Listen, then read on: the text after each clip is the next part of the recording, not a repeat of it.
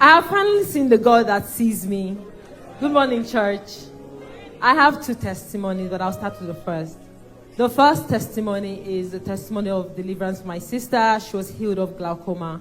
So for a very long time, she has dealt with glaucoma. I can't remember how long, but then it's been a family problem, basically.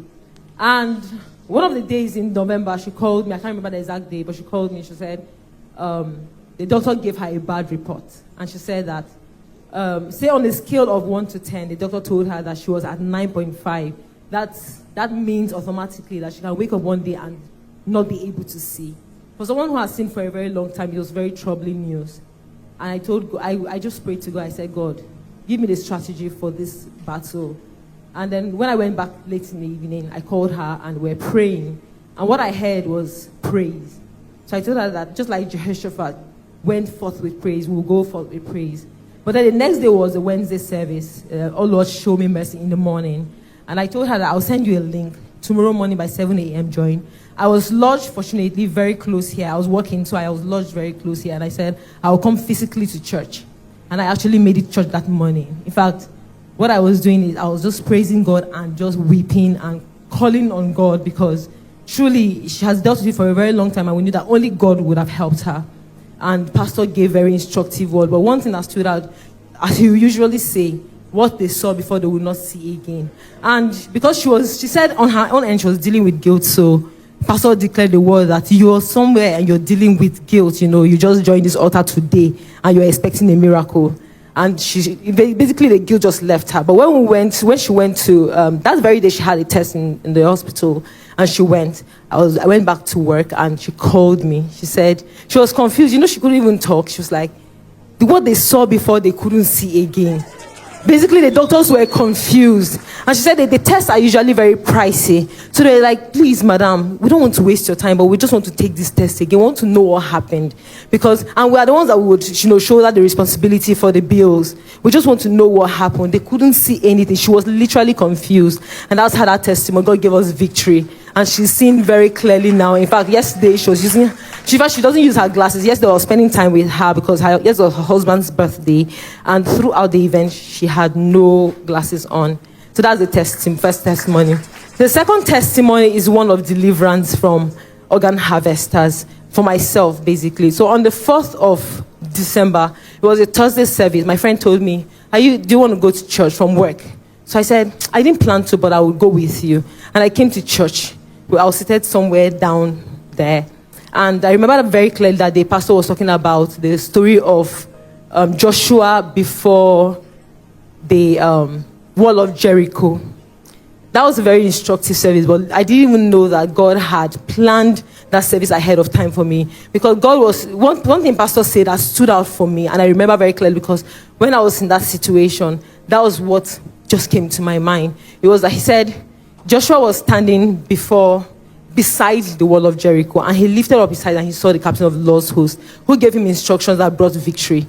So he backed the stage and said, if Joshua was facing the wall, what would he have seen? And I remember I was shouting, the wall, the wall. And indeed, after service, I just stepped out.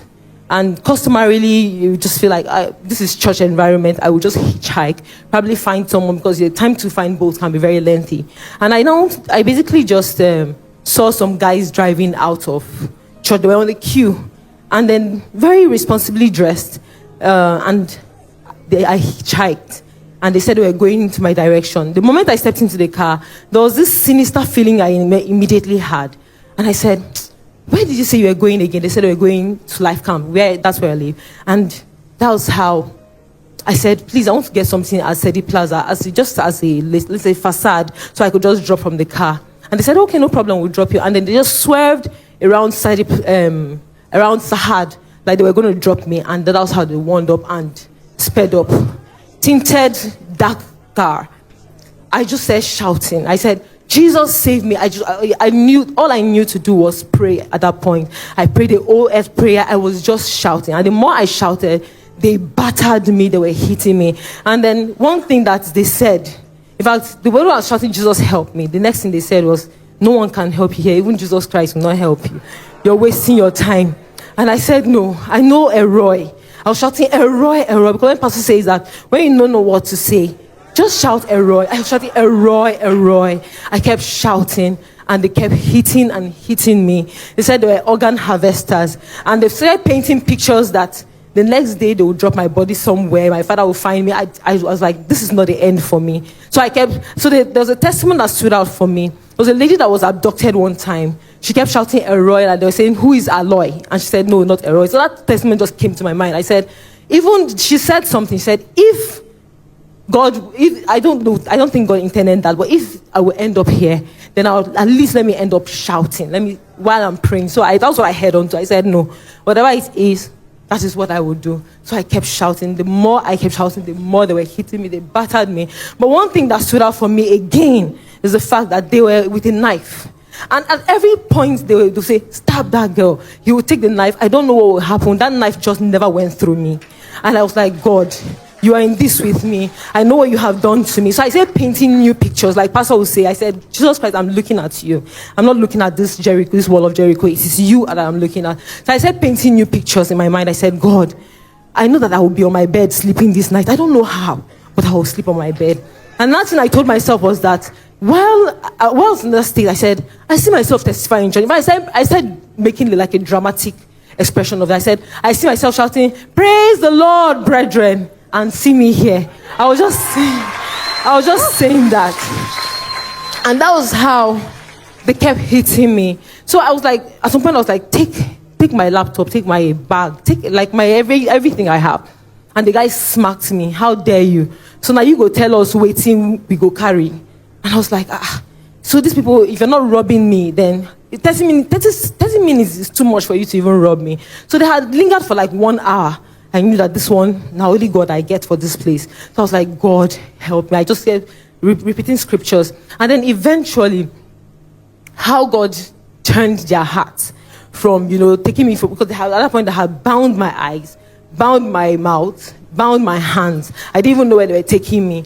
But I just kept muttering under my breath, just praying.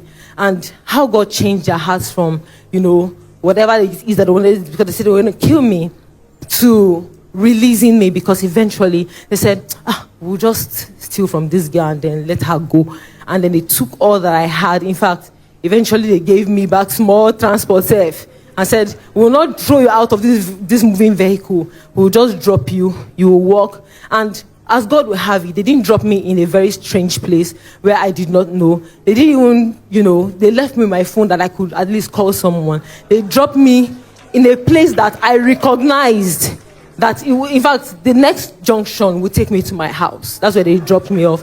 So I know that only God would have delivered me. So this is my praise to God. Okay, thank you very much. So I want to say thank you to Pastor Jerry. Pastor, this is the first time I'm seeing you this up close, but I want to say thank you for that night. Everything you said, it felt like God prepared me for the battle ahead. And I'm very grateful for being instructive all the time. And this is my prayer to you, sir, that God will continue to bless you. And like everyone will always say, the oil on your head will never run dry.